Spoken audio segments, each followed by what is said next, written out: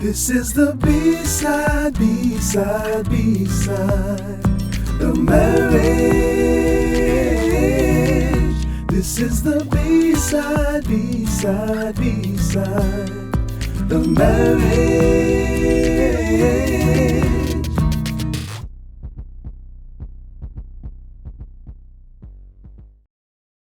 Hi, and welcome to another episode of the Bsideofmarriage podcast. I am Rashonda, and this is my husband, Jason. And this is a podcast where we talk about everything good, the bad, the A and B side of marriage. So if this is your first time joining us, we just want to say welcome. Like I just said, it's just a podcast where we're just talking about everything associated to marriage.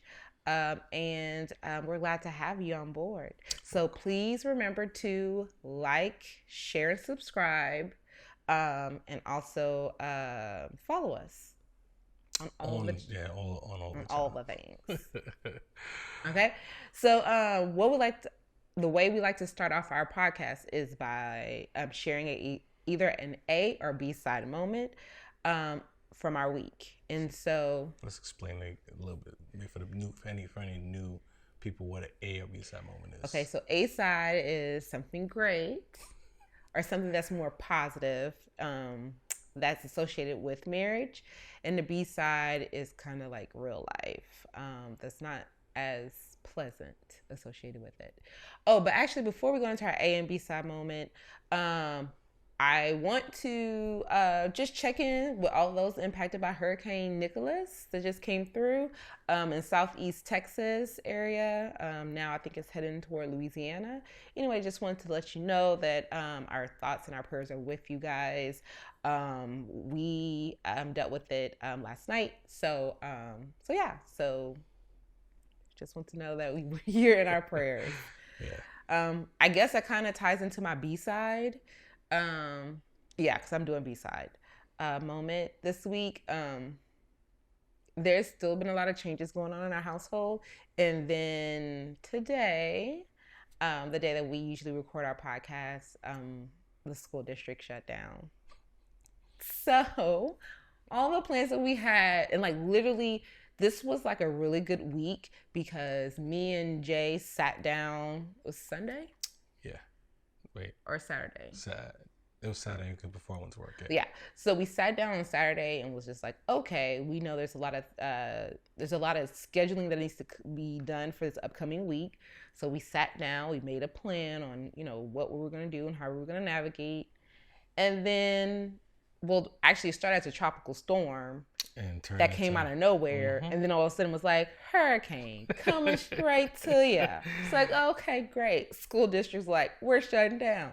So now it's like trying to get things done, but then the kids are around, and also too, their schedules have been impacted. So just trying to deal with all that. Yeah. My B-side is basically, this is the first weekend that I worked the entire weekend. It's been a long time. So I wasn't around on Saturday this past weekend because I had to go to work on Saturday and Sunday and Monday.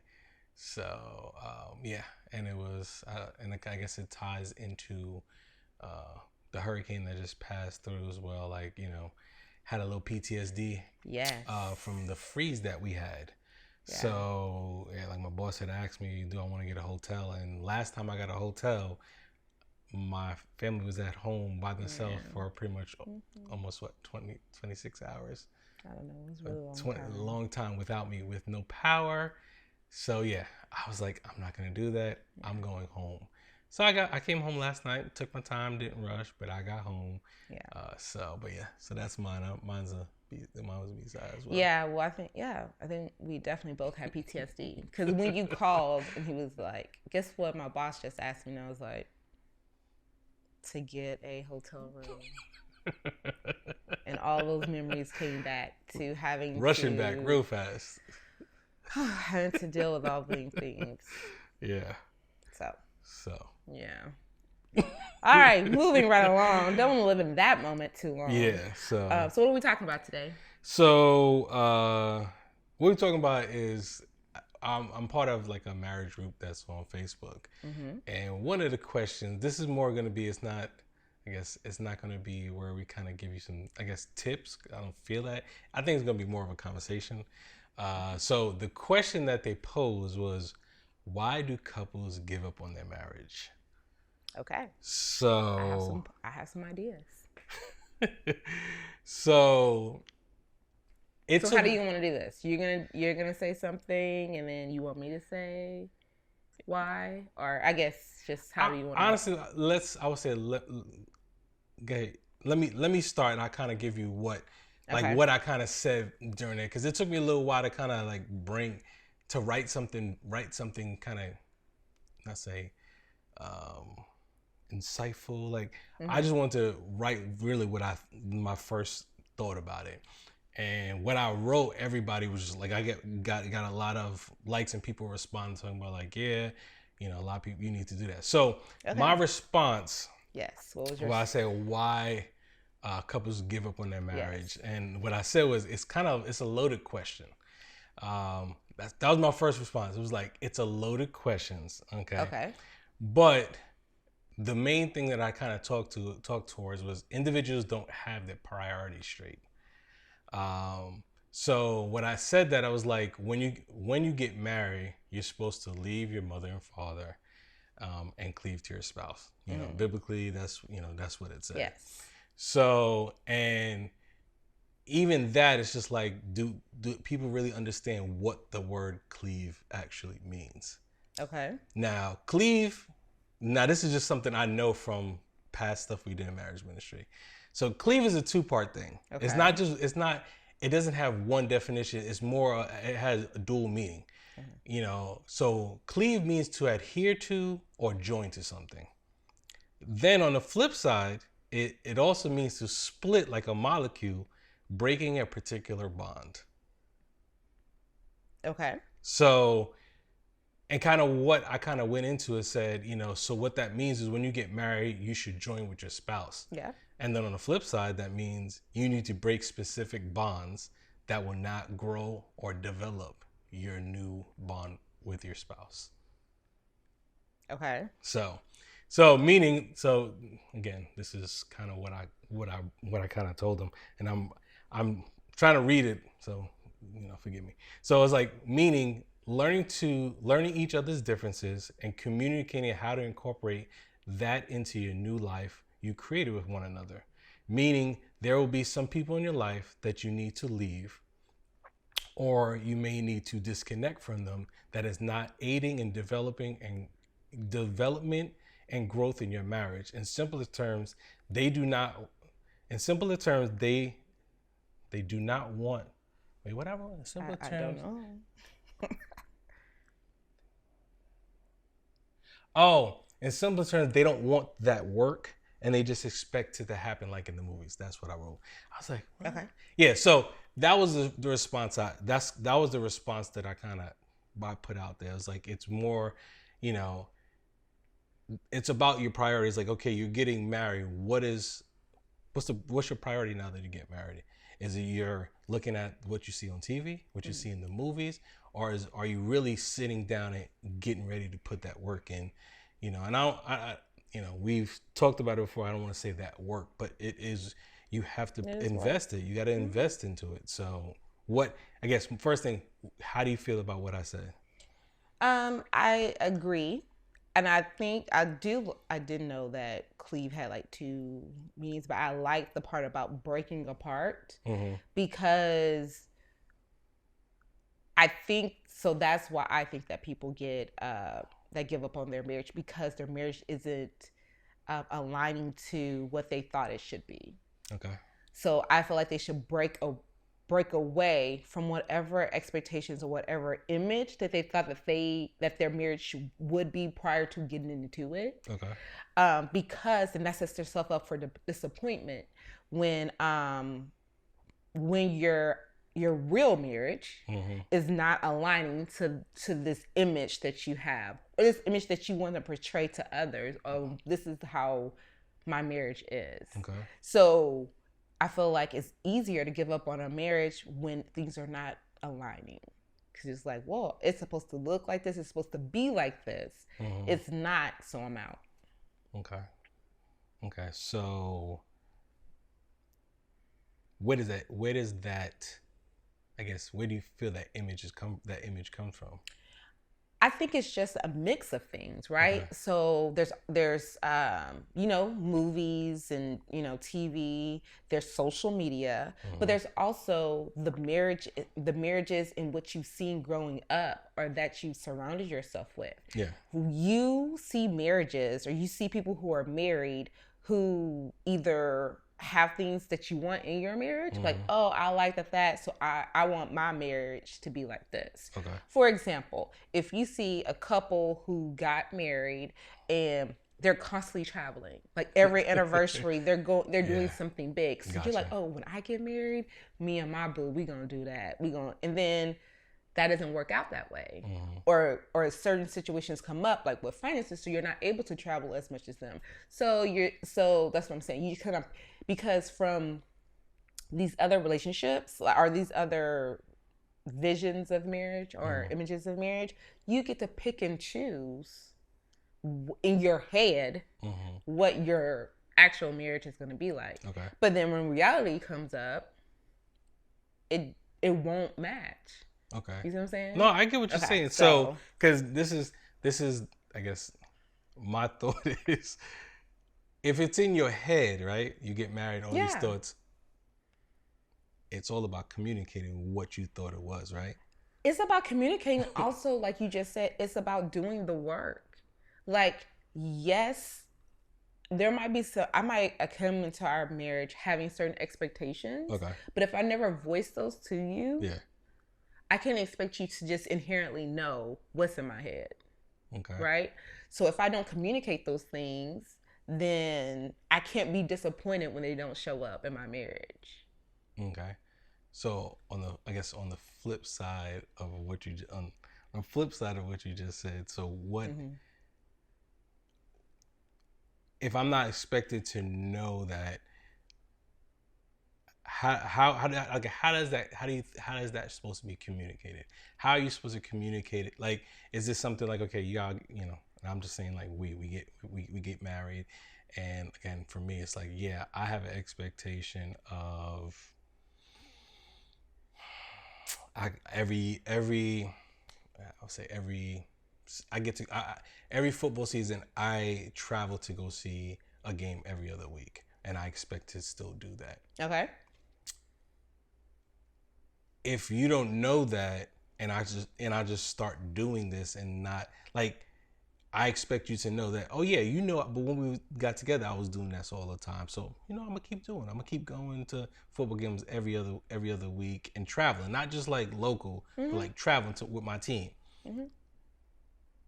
Isn't it like, how is that supposed to be? Like, is that something you guys, as a couple, you're supposed to sit down and say, listen, okay, now that we're married. Yes.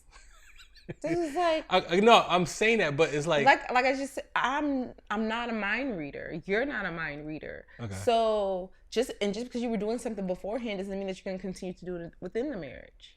So either since this is something that you want to continue doing, you could proactively just talk to me about this, like bring this up, like, hey babe,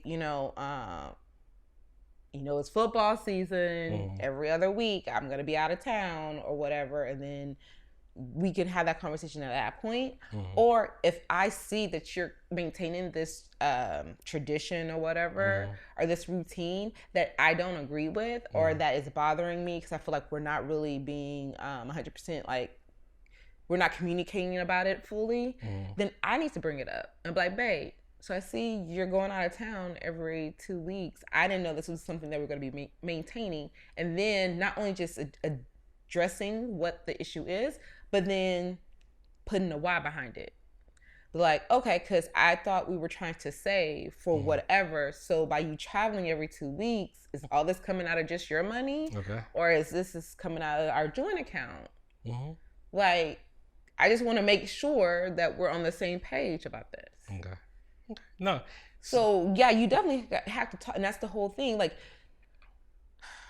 so another reason why I feel like couples just give up on their marriages because in order to be in a healthy, successful marriage, you got to get rid of your pride. Yep. You have to be able to you're right. swallow your pride and be like, okay. Because it doesn't benefit the relationship if I'm like, you know what? He was wrong in our case. You were wrong. So I'm finna sit around and wait until he apologizes. He needs to apologize because he was wrong. This one, I got him dead to rights. He was wrong. I'm finna sit in this until he apologized. Okay, time out. Before we keep going. Oh, what? We've said this in podcasts before. What My happened? wife goes in real fast. Oh, and sorry. So like, as you can tell, we're not going through that right now. But she can quickly go like, I wish you would, and go right into it. So the way she sounded like we're actually physically going through that. But I just wanted to put that out there. No, we're not. But she can quickly do that. Okay. Well, yeah, because I definitely have a very imaginative. Yes, so I can go there. I can put myself in that situation easily. But yeah, I mean, if I just if I give you the silent treatment, if I just be petty, if I, just because I'm waiting for you to apologize, that is doing nothing but tearing us apart, creating separation, which then was like, you know what? Why I gotta be putting myself through this? I can do bad all by myself. And then I'm easier to want to leave. Yeah. That's what's like, but I have to just swallow my pride. Like, when you get married, truly, your spouse is not trying to, normally, I should say, or usually, they're not trying to purposely hurt you. Oh, I was like, where are you going with this? Well, I'm just saying they're not purposely doing stuff to hurt you. Yeah, no, I got you. Unless y'all both can't swallow y'all pride and y'all doing petty stuff to each other. Back and forth. And that can happen. But I'm just saying, genuinely, they're not trying to hurt you. Yeah. Cause you any significant amount of pain. So that's what's like, you just gotta swallow your pride and move on. Okay. So, all right. So, do you feel that maybe, okay, so is there anything else that you, like, when I first brought the question up, is there anything else that you can think why couples give up on their marriage other than what I just said? Yes, because they've allowed situations to harden their heart. Elaborate. Meaning there are things that have been done. Basically, there's unresolved issues within our relationship that we have not addressed. So therefore, we constantly, especially I know women are good at like holding grudges and building and having keeping a mental record of everything. Okay. So that we're not easily, but we're more triggered when something else happens. Okay. So for example, let's say you go out with your friends for a guy's night out or whatever. Okay. And something crazy happens, not necessarily with you, but just while y'all were out. Okay. And so I'm like, okay, fine. I deal with it. I don't address, I don't bring up the fact that I didn't like that had happened. Mm-hmm. But I'm like, you know what? I'm just going to forget it. You go out and it seems to be like a routine thing that keeps reoccurring. Yeah. And instead of me addressing it, and then also I could feel too like you're constantly wanting to hang out more with your friends than with me. All that's creating, I'm creating a mental record of all this. Okay.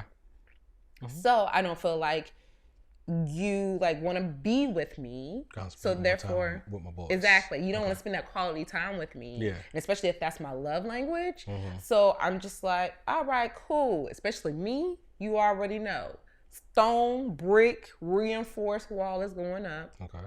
And so I've cut that little part of my heart out for you can't get any access to that. So basically, yeah, okay. So then something else comes up, and then something else comes up. Okay. So as you see, I'm basically not allowing you into my heart. So it's easier for me to walk away. Okay. So basically, because I'm distancing myself from. So basically, you're at a level 3, kind of what we talked about our last episode. Check it out. Check out last episode. But yeah, I wouldn't even say level 3, but yeah. Because you're not saying withholding, but you're basically kind of withholding that information because you don't want That's to. what I said. I don't think I'm withholding. It's you can't access it. I'm protecting myself. But that's But that's what I said. I'm protecting myself. Okay. So it's whether it's communication or whatever. Yeah. I'm just doing whatever I feel like I want to do. Yeah. And I need to do to protect me because I can't trust you to protect me, protect my feelings and my heart. So I'm doing it myself. So. Okay. Wow. Okay. No, that's good too. And it's like, I guess a lot of it has to do with your communication style too. Yes. Because you know, if that's like one of the things that you said that kind of not so much triggered me, because that's not it didn't trigger me, but when we come into our relationships and marriage, even relationships, you tend to bring baggage with you.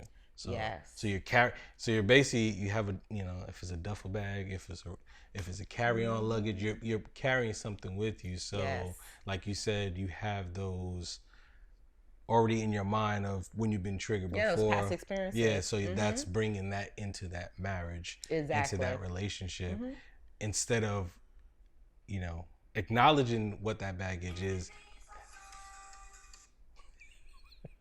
Sorry. Yeah, I wasn't ready for that. But yeah, instead of sorry. So that bag is, let me turn mine on mute because now that you said that, I didn't turn mine. So okay, there you go. Well, it was an alarm. So yeah, but I didn't. Mine was. So it always plays even if it's muted. Oh, that's true. Okay, so but yeah, it's focusing on those things that, you know, that you're carrying with you still that have affected you in that past relationship. And right, because as I said, especially if it's a past relationship, we can't hold our current spouses responsible for things that have happened to us and things that have occurred to us in our past, from our past relationships. Correct. And so it's not fair to have something to go on that you do innocently, but that sets me back. That sends me right back to the last time. Yeah. Oh boy, did that. You know what I'm saying? No, I get you. So it's just not. Yeah. So those are, but don't sit on that. Like you have to talk. You be like, okay, so listen. But I felt some kind of way when you did that because it brought back that time when, or my last serious relationship. He would constantly do that. But, and I'm saying but not as a negative, but no, go ahead. I'm saying, but if when you was raising your household, that is not how you guys communicate. It's like you saw your mom holding stuff and not talking. I got a perfect answer for this. Go ahead. Get premarital counseling. And then once you're married, get marriage counseling or marriage coaching. Period, point blank.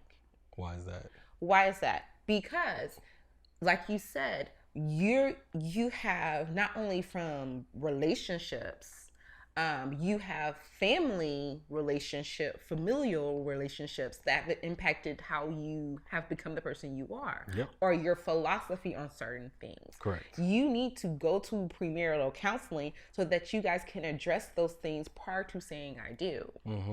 But if you and it brings up things too that you probably wasn't even thinking about. So, but what if you're already married? That's what I said. Marriage counseling, marriage coaching. Okay. Because no matter how long you've been in this thing, you're always in a trend. Like you're always in a like you always go through phases. You go through phases and stages and transitions. So there's always something to renew and to make sure that you're still communicating the way that is effective. Because this is the deal. You're never staying the same. You're never staying. Yep, that is true. And if you are, you need to go to individual therapy because we're always growing and trying to either knowledge wise, like education wise, or just becoming a better person. So you're not the same person. Like I'm definitely not the same person. I'm not in the same mental space as I was when I was 20. Now that I'm not 20. You know what I'm saying? Smooth. So even the way that we connected with each other while dating Yeah. is different how we connect now. Yeah. No, you're right. That's So that's what I'm definitely saying. true. So there's always an opportunity.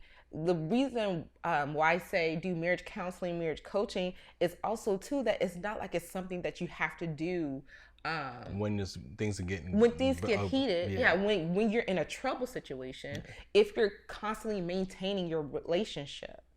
Correct.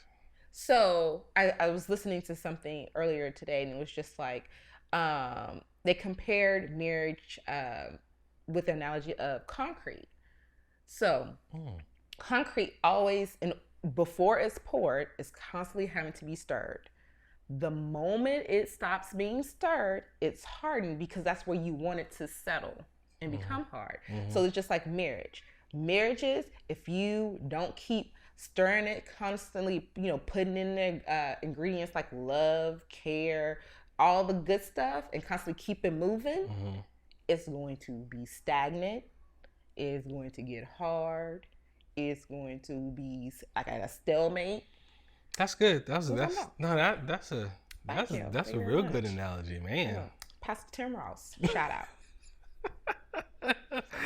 No, that's good. That's good. Cause yeah, like we've been married almost 13 years, and we've have done, premarital counseling. We've done, our marriage ministry, which was really every month we're getting things to work on in our marriage. So, we went to counseling for a short time, but through our marriage ministry, it was like we every week, every month, we was really getting stuff where we would take home, sit down, discuss it. So it was like, we would talk through and communicate these things, and it wasn't just like, we'll go there and just be like, I don't really care. We was really taking in what they were saying because it was really things to help our marriage to continue to grow and develop our marriage. Right. And to that point, I think that if you're like, oh, I ain't doing that, that goes to that pride thing again. Nobody can tell me what, first, so there's a couple things. Like, nobody can tell me what to do. This is my relationship. I'm a grown woman. They ain't gonna tell me what I need to do. I know what I need to do, which apparently you don't. But that's neither here nor there. And then the flip side is of the prideful thing, of the prideful feelings of not wanting to actually go to see someone, to seek out external help, is that you don't want to be vulnerable, or you're afraid or fearful of being transparent with someone that you don't know, or even if you do know the counselor or whatever, but being transparent about the relationship, about how things are really going on. Because I really do feel like we're very much into our image, our brand, right? How we look externally, to others, even though others shouldn't be or you shouldn't care what others think. That is true. But we're so worried about that I think that's another reason why people just don't want to seek the help, because they're like, and they're gonna really know we don't really communicate well. They really know that I do, X, Y, and Z. Like, they just don't want anyone else to be able to hold them accountable. And that's if you don't already have people that hold you accountable, especially another, like for instance, like you have other couples or other people that keep you accountable for your marriage, like to go to somebody to have to speak about and again, you're speaking about your stuff. It's hard. It's for some people that's hard to pull that out, and it's hard to. But the thing is, you need to do that because, like something you said earlier, is like, I am not no mind reader. So if you're holding something real deep, if you don't tell me, if you don't tell somebody else, it's you're gonna just keep holding on that iceberg, and it's gonna keep getting bigger and bigger below the surface, and then one day it's just gonna pop. Right. It's gonna blow. And it offers a different perspective, right? Yeah, so that if is true. I'm in the situation and I see things and I'm like, he always do, like, if I'm using those kind of words, like always, never, whatever, I'm building my case, right? I'm building my case so that I'm right. Like, I am justified in giving up. Right. But if I have my accountability, like friends, partners, whatever you're gonna call them, like, they will be like, well, actually, but have you thought about looking at it like this? Give you another view of The situation. Mm-hmm. And that's pretty much how a therapist will help you. Like Yeah. they'll listen and give you a viewpoint, a different viewpoint of how can you see it this way. So it makes you think. It opens your mind to seeing the other side of it instead of being focused. Kind of like, I can't think of the name, like horses. They just like when they put the thing on, it's just sitting on their face like this. Mm-hmm. So they only see ahead of them. Yeah. They're not seeing all the sides, and it's the same way. It's like if you're blinded because you're only looking forward and you're not, seeing all the sides, it affects your view. Right, and you're also just looking at things from your view. Mm-hmm. Right. So I know there are things that your view and your experience, your past, all that. Yes. Because it's like when, for example, when I got laid off, mm-hmm. I was looking at that just through Shonda's eyes. Gotcha. Not realizing what you were feeling as being, like the head of households type, how it impacted you in that way. Gotcha. No, I never thought about it until we were I was like, oh, okay. And so I could have easily been like, I could have just made it like all about you, all about me, and just really took it out on you and the kids if I did have that different perspective. Yeah. So yeah, that's good. That's good.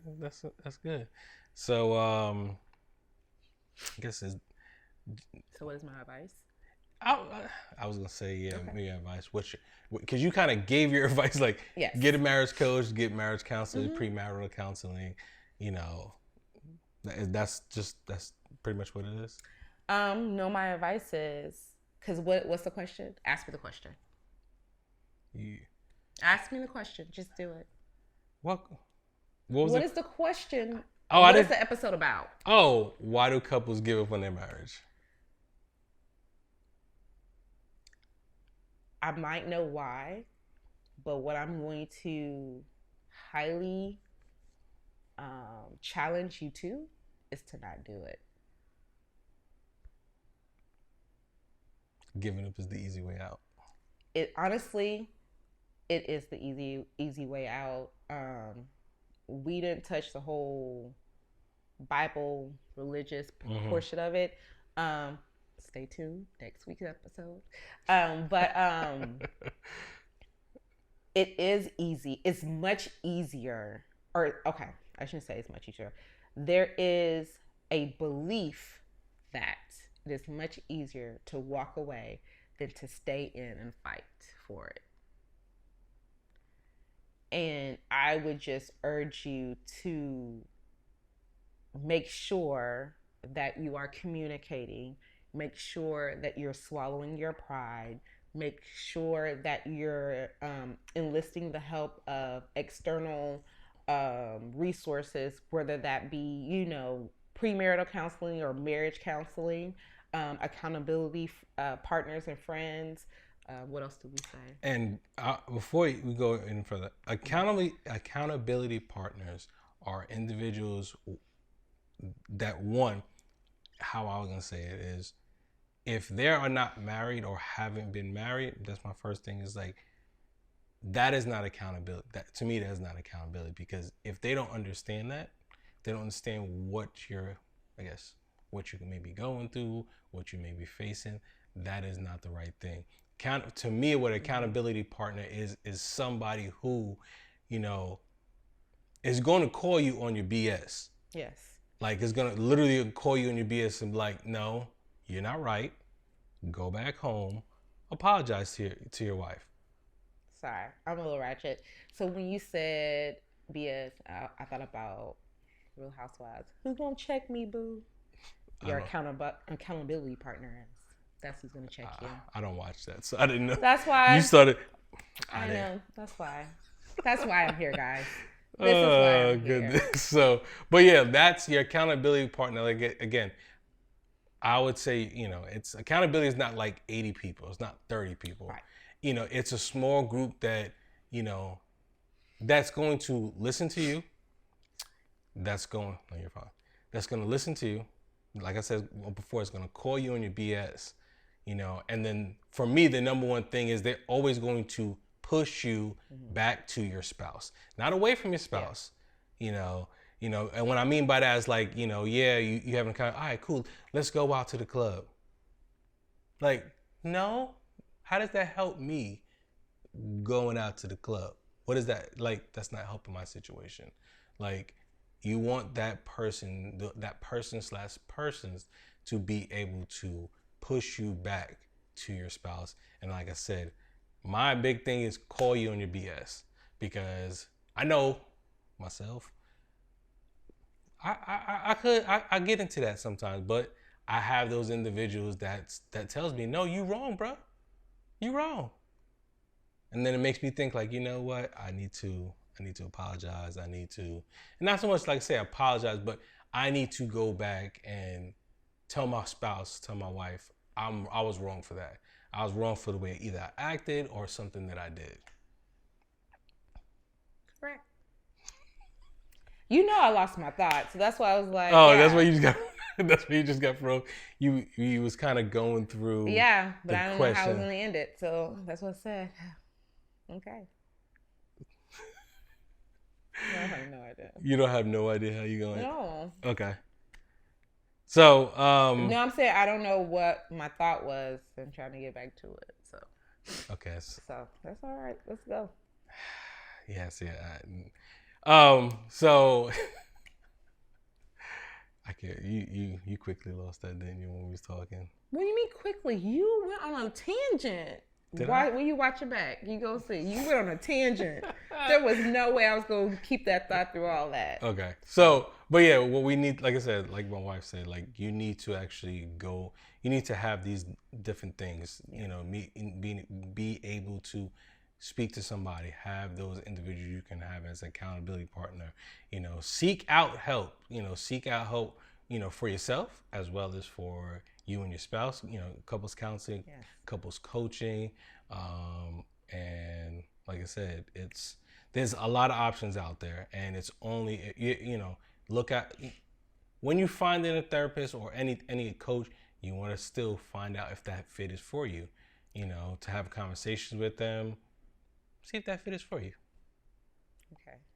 No, yes, like with therapists, you just don't pick the first therapist. Say, yeah, I'm good. You have a session with them. You can say yay, nay, like I don't like that. I agree. Don't use like that first therapist or coach not being a good fit to be like, I'm done. I tried. It didn't work. I'm sorry. I out. That's kind of that's really what I was saying. That's what I'm saying. Oh, okay. I agree. That's all I'm saying. So, that's pretty much all I have for the episode, basically. So. Right. That's all I have for the episode. No, thank you guys for watching. Please be sure, like I said, to like, share, subscribe. And also, if you're listening on Apple Podcasts or Spotify, please leave a review. We would love to get some reviews on there. And I'm gonna say, if you're that individual, that couple that's looking for coaching, go to the Bsideofmarriage, right? The Bsideofmarriage.com. I said that real fast. And book a consultation with us, and we will definitely be ready to help you guys through whatever you guys need. Yes, we want all marriages to reach their maximum potential. Yep. Well, thank you again for listening. What was that? I don't know. Well, thank you again for listening and watching. Like my wife said earlier, follow us on YouTube, on Instagram, Facebook, and then share it, like it, comment. And if there's anything specific that you guys would like us to talk about, send us a message and let us know, and we will work on getting that to you. Anything else? That's all. All right, y'all. Peace.